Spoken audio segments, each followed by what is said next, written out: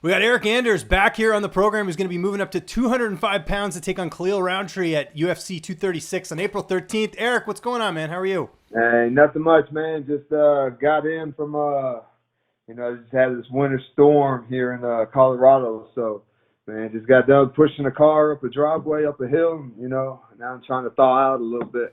Yeah, some cold people problems, as they would say. Something you're not used to living back home in Alabama. How long have you been out in Colorado for? Probably a month in total. I'll be here for 2 weeks. I go home for a week, here for 2 weeks, home for a week. So, been up here for about, month and a half now.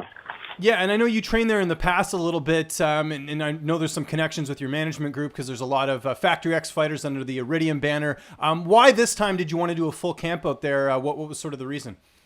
I don't know. Mark seems to have things figured out in the UFC. So, he certainly knows how to win fights, and I think the combination of his brain and my head coach, Chris Conley's brain, is just going to make me a more complete fighter, along with all the guys that they have up there, Kamosi, Dustin Jacoby, Ian Heinich, just to name a few. So a lot of good bodies to work with and some good minds to work with, too. Yeah, I know a lot of those guys have spoken very highly of you. It seems like you've gelled in with them right away. I know you, like I said, you trained there before, but are you starting to feel that family atmosphere? Because that's one of the things they pride themselves on. Yeah, absolutely. It's it really is like a family. People talk, poke jokes and whatnot, and they can take it too. I've been to some gyms in the past where, people can take the mouth, but or give it but not take it. So everybody seems cool here. Have a good time talking trash and training, and even the guys who aren't in the UFC who are just starting their UFC career still have a plethora of knowledge that you can share with anybody. So, it's been a great learning experience for me, developing and, picking up new things. Do you ever see yourself, completely moving out to Colorado, or do you like this sort of going back and forth? Yeah, I'll probably keep going back and forth. I got, kids back home. So, they're settled in where they're at. So, I think, back and forth is okay for right now. And how's your wife handling all this? I know you guys like traveling. Does she come with you sometimes, or do you have to leave her behind? She hasn't yet, but she had a competition in New York this past weekend, so I flew out there to see her do her thing. So, she's just as bought into this lifestyle as I am, and she understands that, for me to, make it and get better and win more fights, that, I'm going to have to do some traveling. So, she's all for it. So, I can't say enough good things about her. She's on board.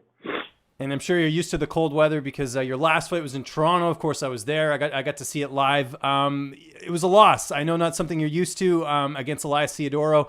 What did you learn the most from that fight? Was it the weight cut? What did you sort of take away from that performance? Nah, the weight cut was fine, man. The weight cuts, it's it's a pain in the ass those last 2 pounds or so, but it's part of the game.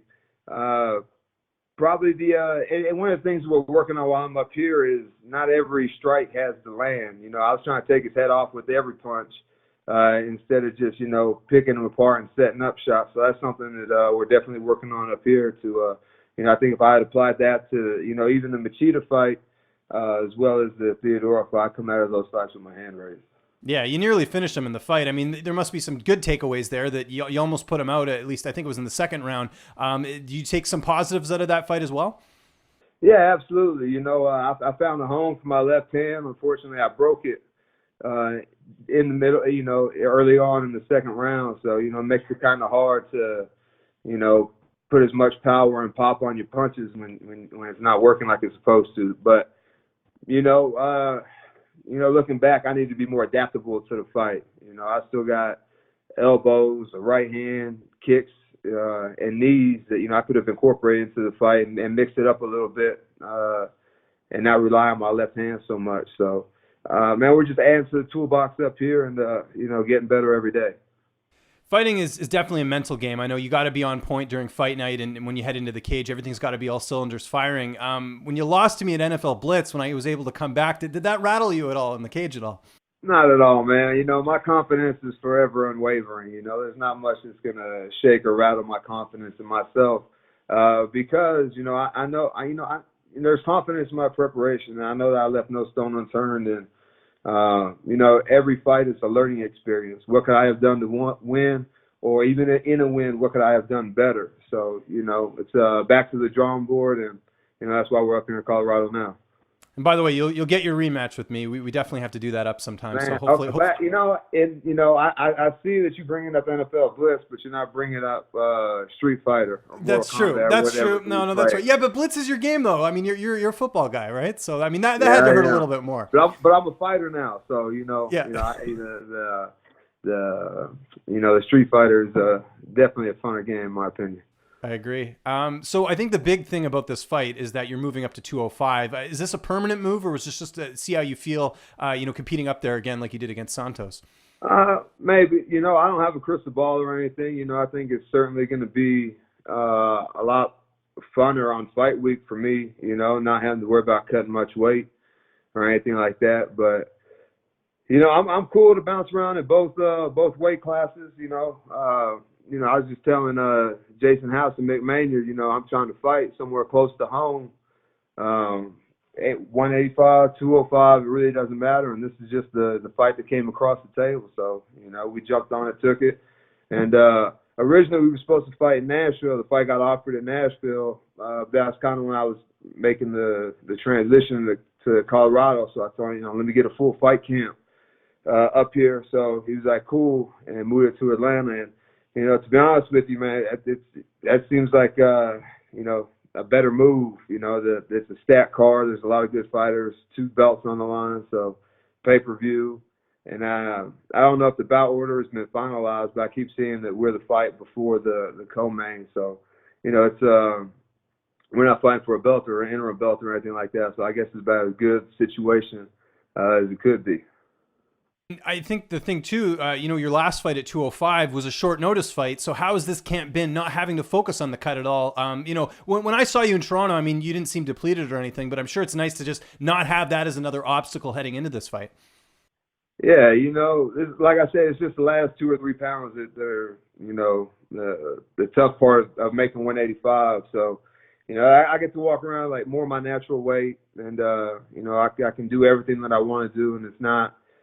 It's just good to, I'm only focused on fighting. I don't have to worry about when I can or can't eat, what I can or can't eat, and things like that. So, I sleep easy at night, not, thinking about, okay, I should be this weight at this time or anything like that. So, I can make 205, like, super easy overnight. So, it's good to get a full fight camp at the weight, get used to kind of carrying around the extra weight a little bit. So, as well as my cardio will be a lot better than it was when I fought Santos. So that's another thing that, especially training here at elevation, I think I'll be able to push the pace a little bit more.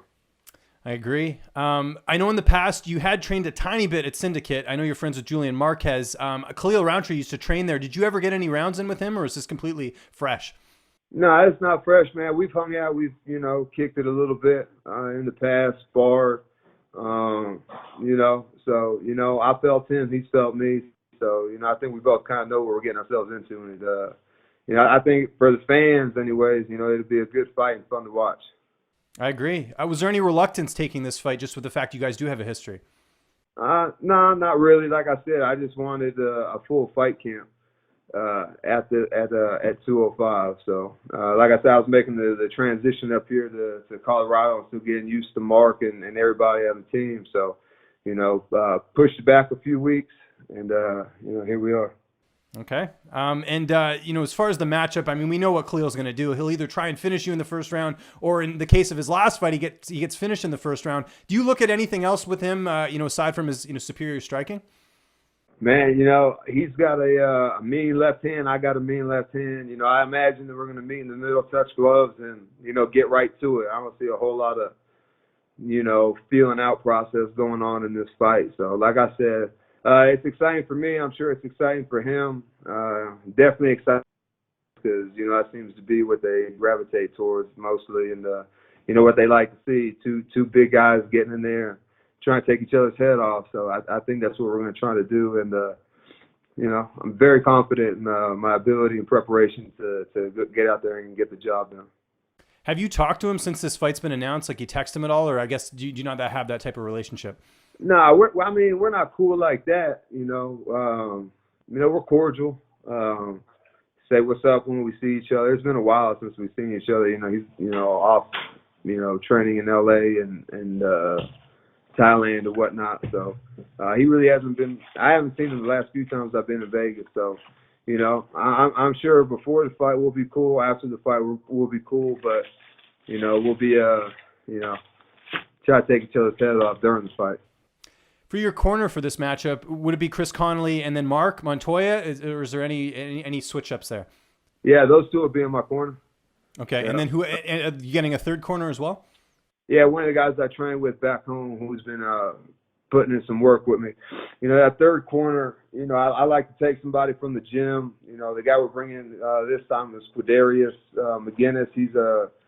I think he's 2-0 as an amateur, so I think it'll be a good experience to have him in there and under the lights. Even though he's not out there competing, he can certainly take some stuff away from being there on fight night and during the week, and kind of make him hungry a little bit.